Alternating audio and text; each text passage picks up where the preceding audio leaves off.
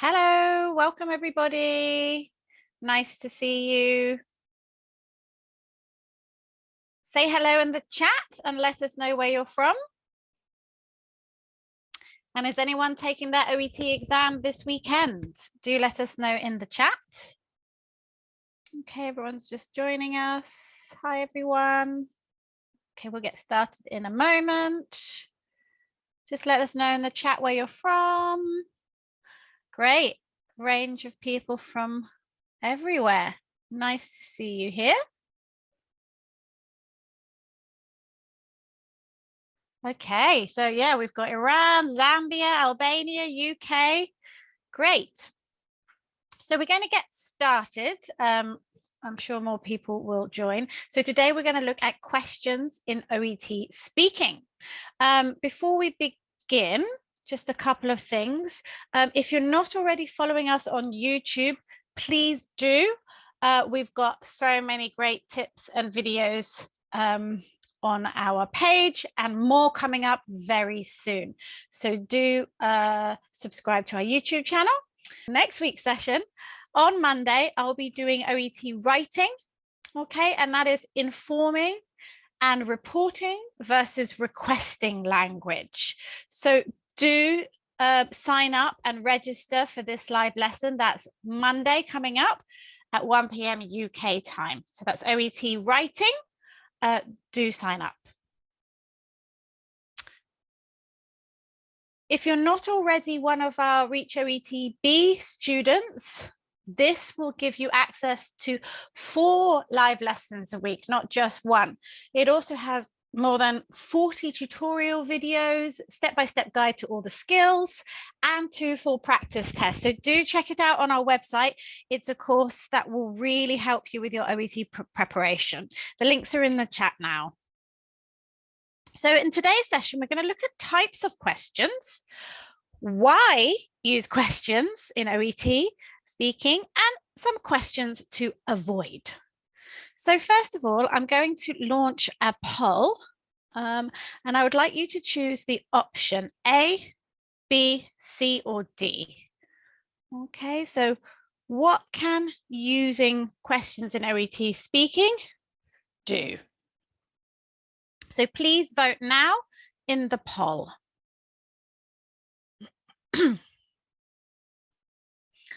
Okay, I see lots of votes coming through. Great.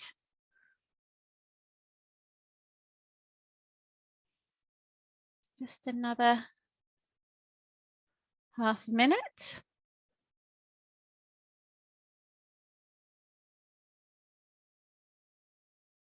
Okay. All right, so I'm going to stop the poll and share the results with you now. So most of you did option D. I mean, those of you who did option C, that is correct, but it is all of the above. Okay, so if you use questions effectively in OET speaking, it helps you drive the conversation forward. So you can use it to structure the conversation, move on to the next point. It also helps you meet the clinical communication criteria, which we'll look at a little bit later, and it encourages patient interaction, which is what you want from a consultation. So first up, let's look at some different types of questions. So I have here on the left some questions 1 to 5. I'd like you to match them to their type of question. So we've got A, an open question, B, a closed question, C, an indirect question, D, a question to check, and E, a question to gain consent or permission. So write the numbers and letters combinations in the chat box now.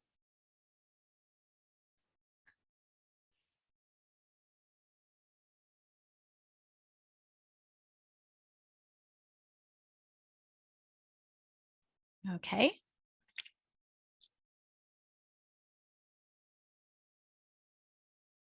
Okay, so some ideas coming through now.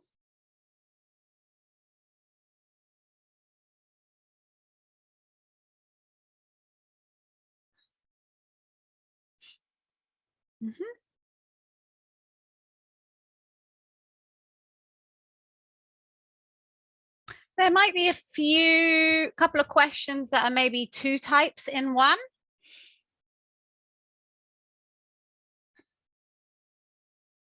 Mm-hmm.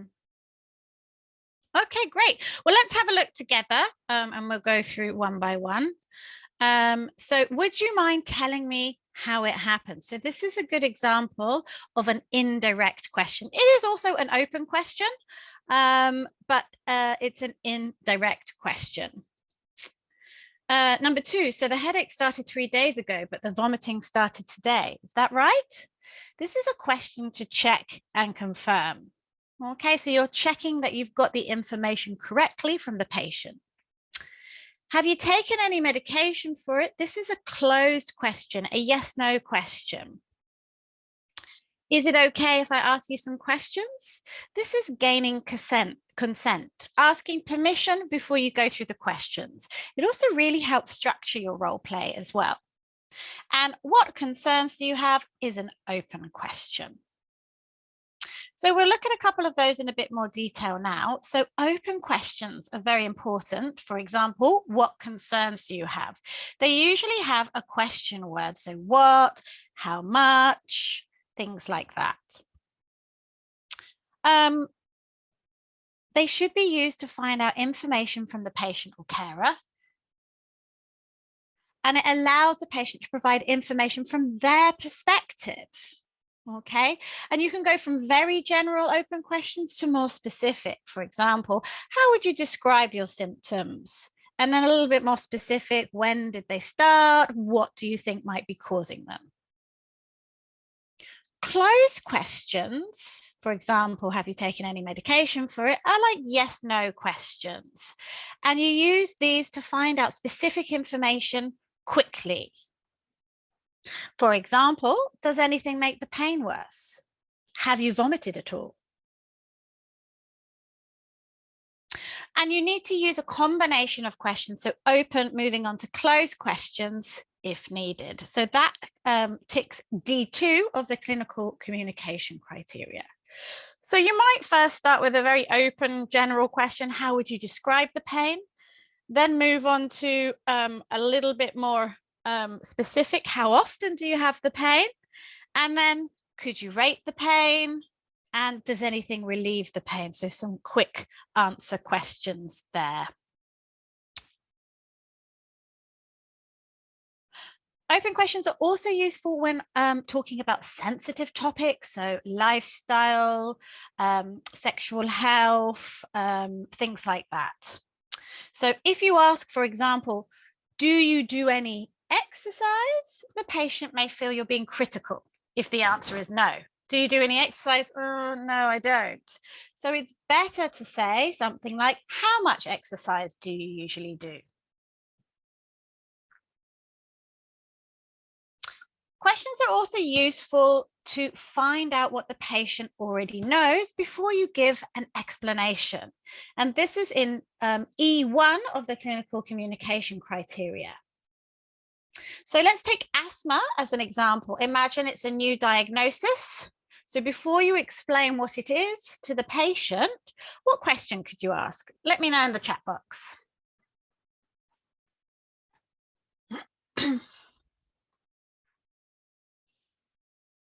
What question could you ask to find out what the patient already knows?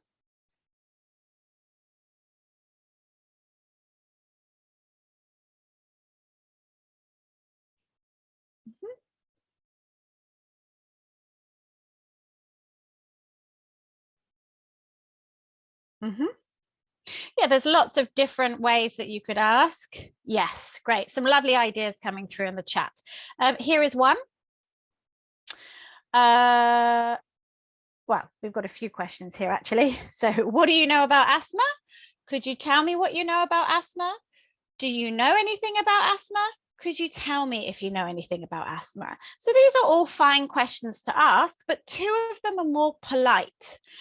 In the chat box, which number questions would you say are more polite? Which questions are more polite? Absolutely. Yes, 2 and 4. So these are more polite. Numbers 1 and 3, they're okay. Number 2 and 4, just slightly more polite. So these questions are what we call indirect questions. So these are more formal and polite than direct questions. So I'll just show you a couple of examples. So let's notice the difference. So direct question is, what do you know about asthma? So it's a usual normal question. We have the question word, what, the auxiliary do, the subject, and then the verb. However, an indirect question is slightly different. So first of all, you have the question phrase. For example, could you tell me? Then we have the question word. So again, what? But this time we don't put the auxiliary verb in do. It's just the subject and then the verb. Okay, so it takes on the form of an affirmative sentence. Okay, so subject and verb, and that verb needs to complement the subject. So if it's he, it needs to be, could you tell me what he knows about asthma? If it's a yes, no question, we need to use if or whether, as in the example here. And just remember, in questions for present and past simple, we do not use do or did. So indirect questions, these are some good phrases that you could use. Could you tell me? Would you mind telling me? I wonder if you could tell me. And indirect questions are useful for finding out what the patient knows, gaining consent, finding out about lifestyle habits, and exploring patient concerns. So looking at these uses, I've got some questions here. What I'd like you to do in the chat box is match the questions to their use. So write the number of the use and the letter A, B, C, D of the question. So let me know in the chat box.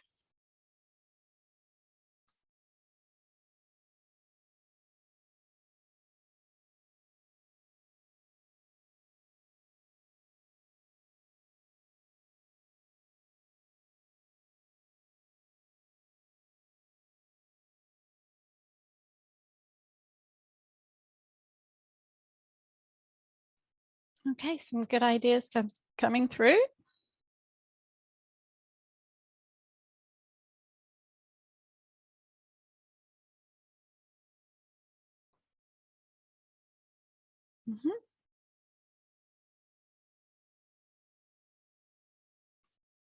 Okay, great. So let's take a look together. So finding out what the patient knows. Could you tell me what you know about diabetes? Okay, it's a good indirect question to ask. Gaining consent, for example, do you mind if I ask you some questions about your lifestyle or about your diet or about anything? Finding out about lifestyle habits. So we've got the specific option here of diet. Would you mind telling me a bit about your diet? And exploring the patient concerns, could you tell me what you were concerned about? So nice and polite phrases here, especially when it's sensitive topics or something that's particularly concerning the patient.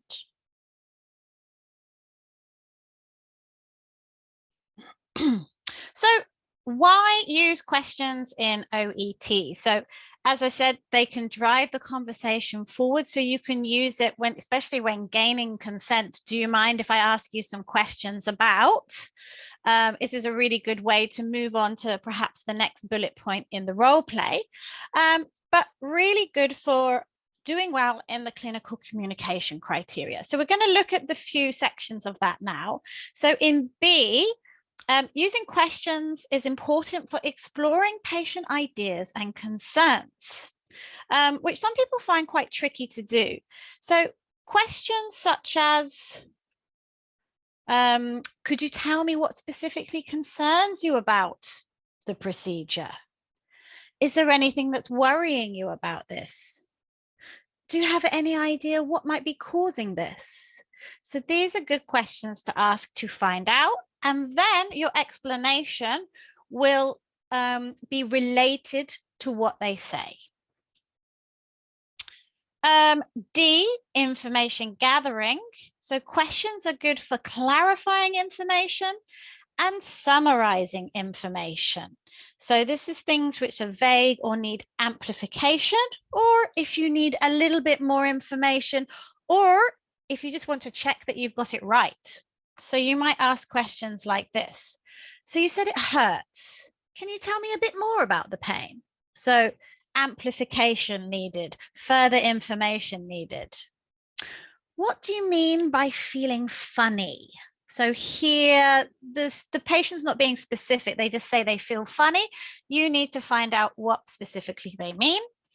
And then the last question to check you've got it right. So you said a constant throbbing headache, but not vomiting. Is that right? And information giving, you actually use a lot of questions for this. So it's not just you explaining, it's you asking so that you can give the right information. So we've got, first of all, gathering information before explaining, which goes with E1. So like we looked at before, a question like, could you tell me what you know about dialysis? You've also got encouraging the patient to respond. So making sure it's a patient-centered interaction. So this is good for E3. And you can ask a question like, how do you feel about that? Checking a patient understands or agrees is important as well. E4. So questions like, is that clear? Would you like me to go over anything again? Is that okay? Things like that. And then you've got finding out what further information the patient wants, E5. Do you have any more questions about that? So although this is the information giving section, you actually need to ask a lot of questions. And then we move on to questions to avoid. So I've got some questions here. I would like you to let me know in the chat box which of the following questions are less effective. Let me know what you think in the chat box now.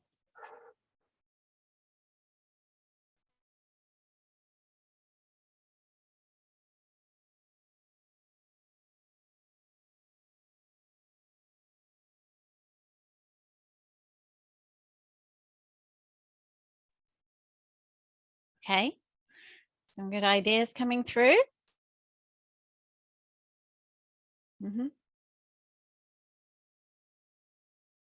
I can give you a clue. There are 3 questions which are less effective. That's right. Most of you have got it. Okay, so let's have a look. So the ones which are less effective are questions 1, 3, and 4. Questions 2 and 5 are fine. Okay, it's a indirect question. It's open. Number 2 is fine. And number 5 is also fine. Number 1, could you tell me a bit about your lifestyle and if you have a family history of heart disease? This is what we call a compound question. So it's 2 questions in 1. And if you do questions like this, it's going to overwhelm the patient. And they might only answer one of these questions. So they've got 2 things to remember. They're probably just going to say, oh, no one's got a family history of heart disease. And they'll forget about the first question. So take it one by one. And questions 3 and 4. So is your diet not the best? Do you not do much exercise then? These are examples of leading questions. You're making an assumption about the patient's lifestyle before you've even asked them. Okay, so this is a common mistake that people make perhaps with new diagnosis, for example, high cholesterol or something like that, saying these questions before you've asked them and found out. So a better question could be, what could you ask instead? Let me know what you think in the chat. What could you ask instead for question 3 or 4?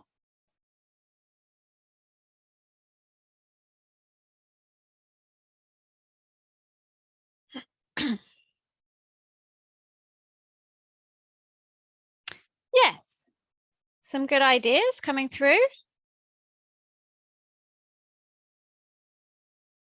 Yeah, could you tell me what you normally eat? How much exercise do you do?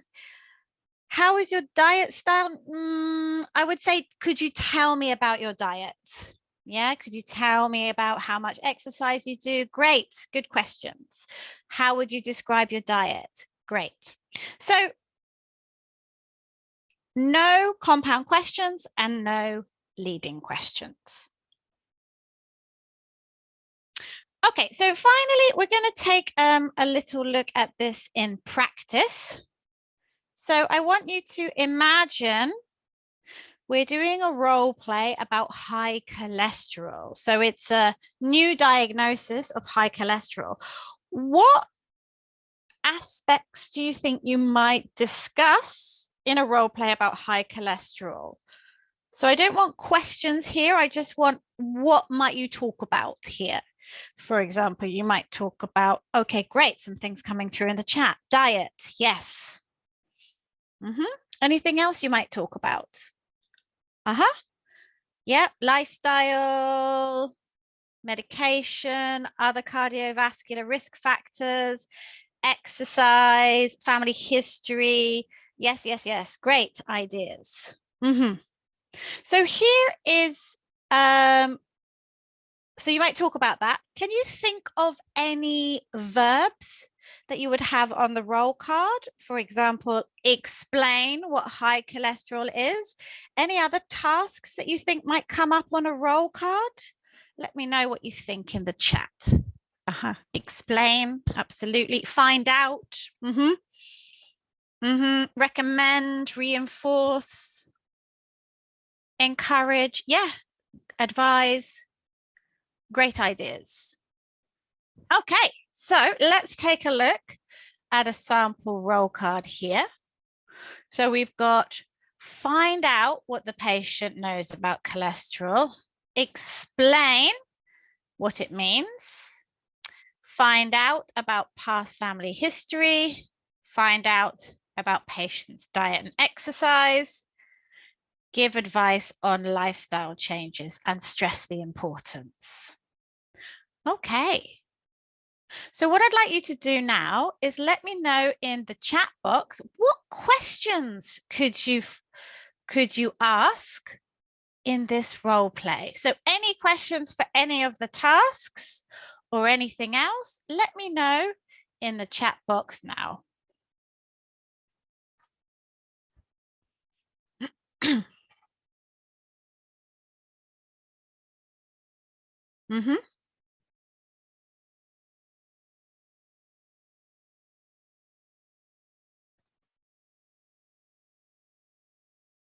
Okay, some great ideas coming through here. I'm just going to put some of them up on the screen. So we've got, could you tell me what you know about high cholesterol? That's a good one for the first task. Yeah, absolutely. Okay, we've got how often do you exercise? That's a good one as well. Yeah, how often do you exercise? That's a good one for find about the patient's diet and exercise. Okay, what else have we got here?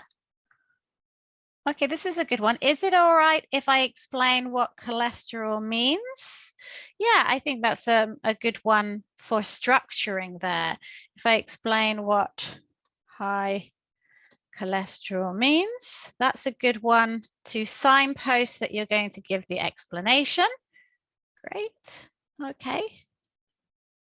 Yeah, would you mind telling me if anyone in your family has high cholesterol? Just be careful there.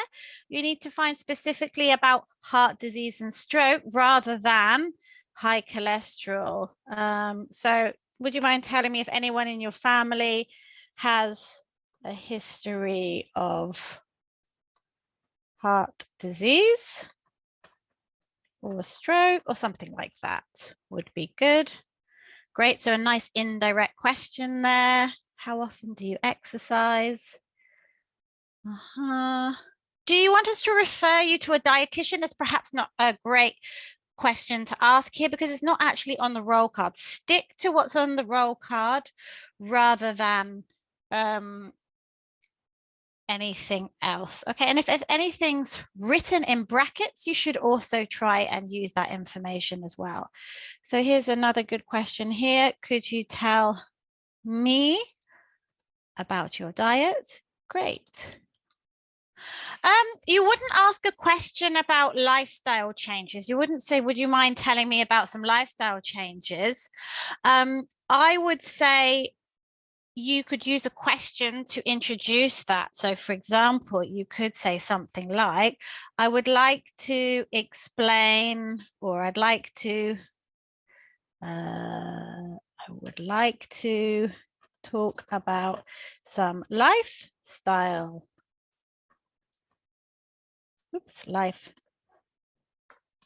changes, if that's okay with you. Yeah, so a really good way of signposting before you move into the advice that you're going to give.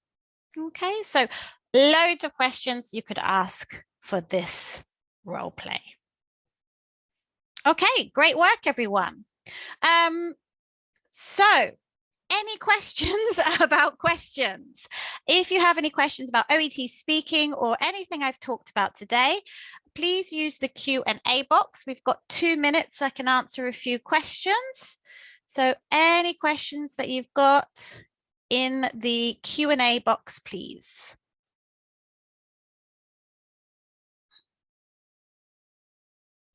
Okay, any questions you've got?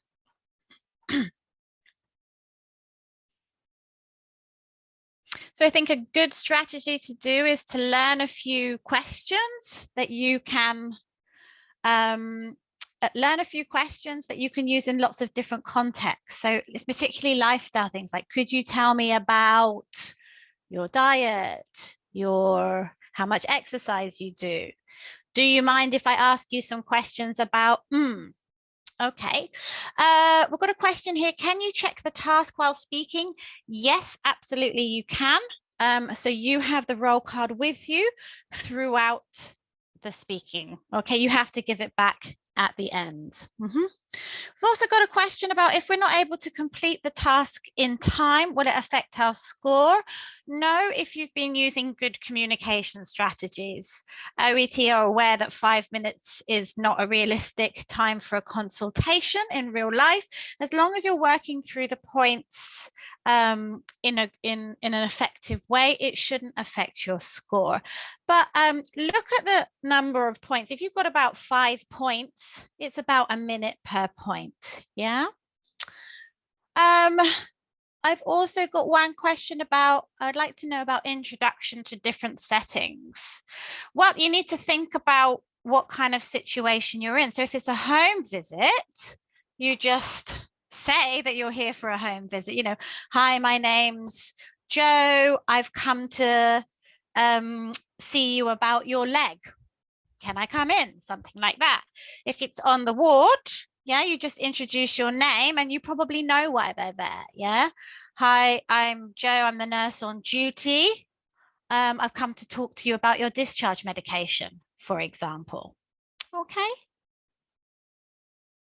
All right. And how do you deal with points in brackets? Use them. Okay. So the information is there to help you. So when you're doing in the preparation time, think about how you might explain those things. Okay. And yes, the lesson is being recorded and it will be uploaded to YouTube. All right, so that's all from me.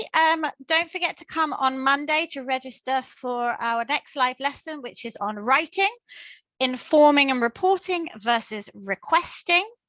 The link to sign up is in the chat box now. Also, do follow us on social media. We're always posting tips, strategies, links to live lessons.